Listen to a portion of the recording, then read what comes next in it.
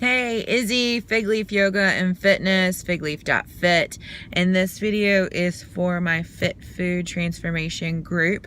Of course, if you're not in that group, you can kind of learn about what some of the things that we do, but also this information is just going to be useful. So this week and next week, and of course continuing, we're going to be working on 80% full. And I just wanted to post a little video to let you know like why 80% full is so beneficial. So anytime we go on a diet, it's really hard to grapple with the trying to eat less. I heard one person say they were just like, how did you lose weight? And they're like, I just had to get used to being hungry for a while. And with the 80% full, we first learned mindful eating. And I know some of you all already said, like, when I slowed down and I ate my food more mindfully, there was food still left on my plate. And that's where that needs to be accomplished before 80% full is going to get easier. Once you're using the 80% full, it is going to be slightly difficult because some of us are addicted to that feeling of fullness, and no matter what food we have in front of us, we are eating until we're full.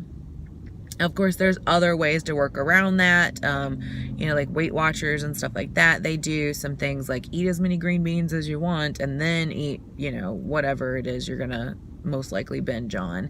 So there's tactics like that. However, I want you to use more of eating psychology therapeutic way so that we create a healthy relationship with our food and noticing when we're satiated versus just continuing to go with that full, because I don't want us to revert back to old ways.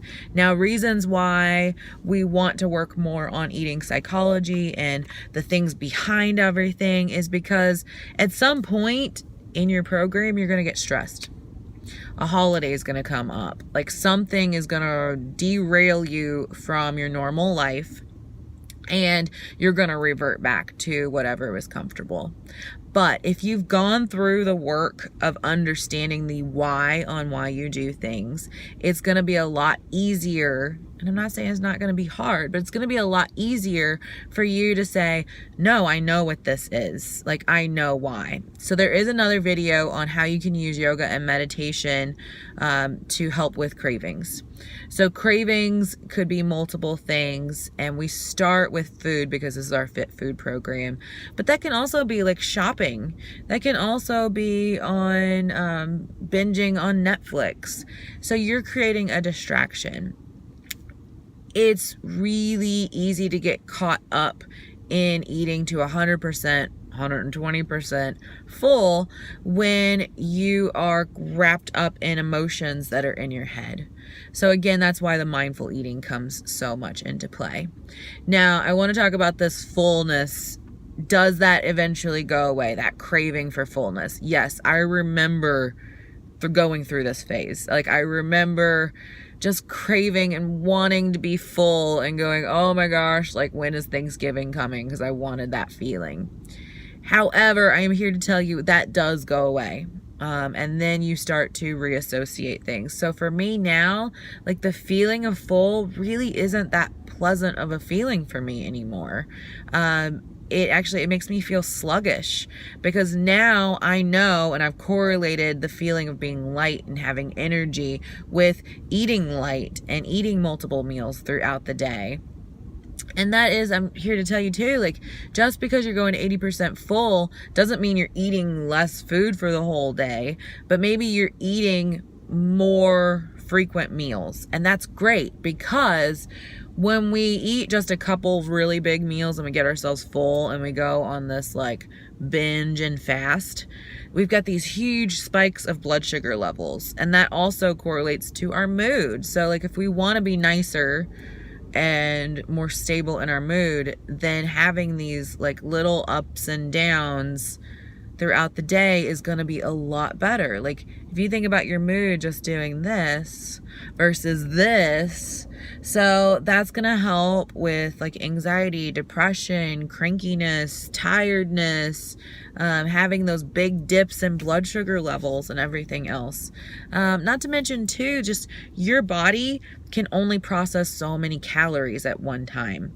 So if you're eating a meal that's over 500 or 600 calories, which is very, very easy to do, especially on these big plate meals if you go out to restaurants, everything after that's going in storage. So if you eat 1,000 calorie meal, you know, you're putting 400 to 500 calories in storage, versus if you ate a 500 to 600 calorie meal, you might be putting 50 to 100 calories in storage.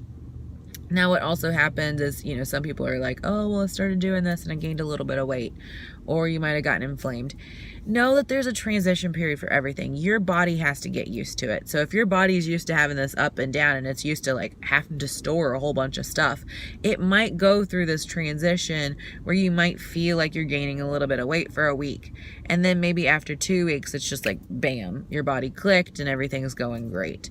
So give yourself time. These are things that work time and time again, no matter who it is or the body chemistry or anything of the sort. Like, it will work. You just have to give it the time and be patient with it. All right, so this is Fit Food, Fig Leaf Yoga and Fitness, FigLeaf.Fit. You can visit us on Facebook at FigLeaf.Fit. You can just type it in your browser and it'll take you straight to Facebook. So there's a blog also at FigLeaf Fitness, or we have events here in Louisville with little quirky little yoga events and meditations at FigLeafYoga.com. All right, talk to you all soon.